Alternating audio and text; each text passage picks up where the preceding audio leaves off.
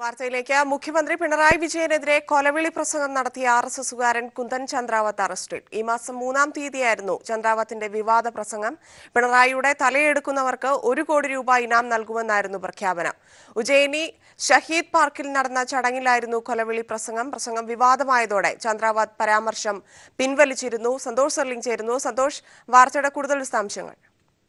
ധന്യ, ഇന്ന് രാവിലെയോട് കൂടിയാണ് കുന്ദൻ ചന്ദ്രാവത്തിനെ അറസ്റ്റ് ചെയ്തിരിക്കുന്നത്. ഉജ്ജയിൽ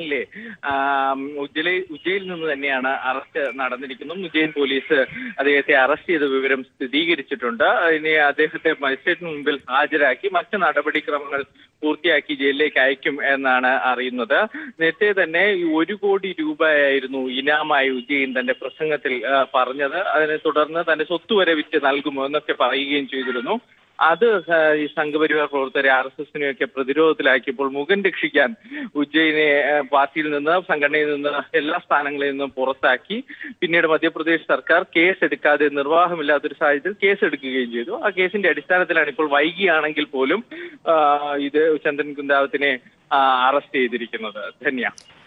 സന്തോഷ് സർലിംഗാണ് വിശദാംശങ്ങൾ നൽകിയത്.